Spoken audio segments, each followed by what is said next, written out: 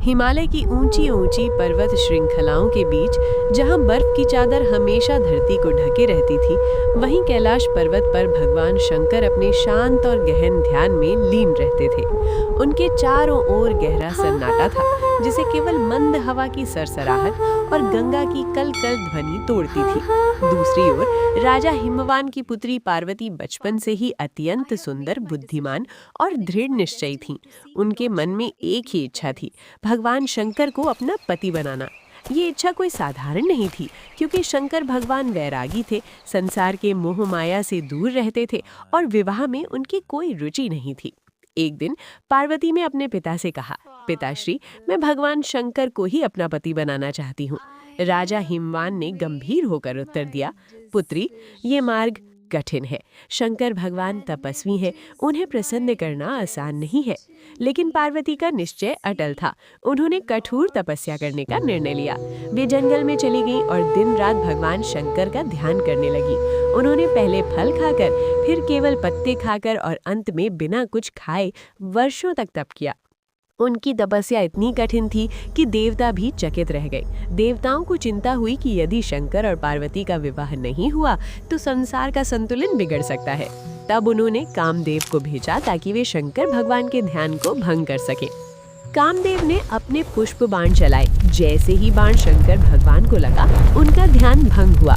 उन्होंने क्रोधित होकर अपनी तीसरी आंख खोली और इस अग्नि से कामदेव भस्म हो गए।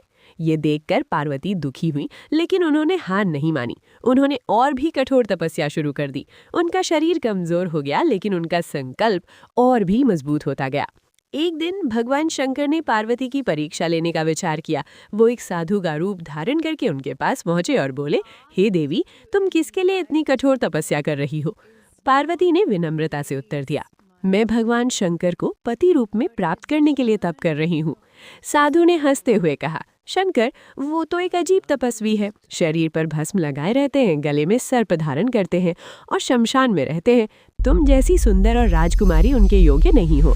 ये सुनकर पार्वती को क्रोध आया, लेकिन उन्होंने संयम रखते हुए कहा, आप चाहे जो कहें, मेरे लिए भगवान शंकर सबसे श्रेष्ठ है। मैं उन्हें ही अपना पति मानती हूँ।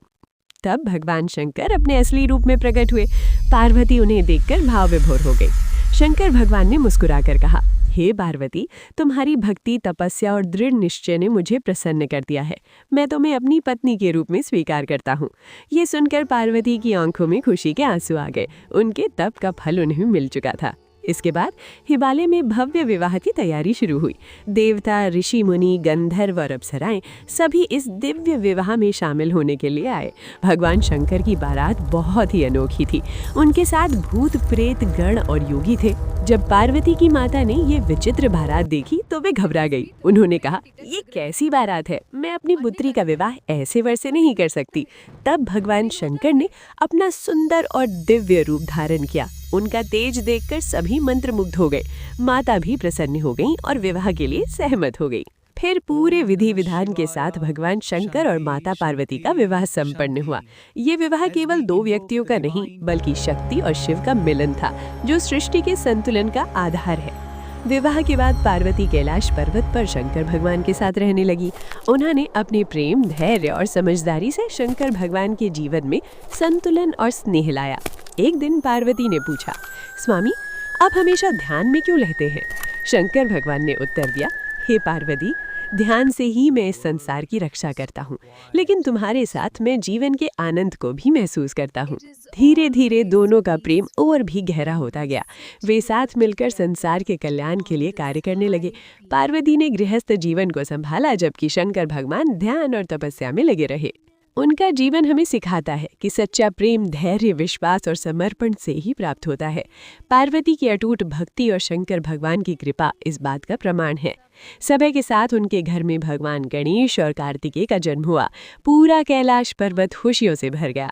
परिवार में प्रेम, आनंद और शांति का वास हो गया। अंत में ये कहानी हमें ये सिखाती है कि जीवन में चाहे कितनी भी कठिनाइयाँ क्यों ना आए, अगर हमारा लक्ष्य सच्चा है और हम पूरे मन से प्रयास करते हैं तो सफलता अवश्य मिलती है।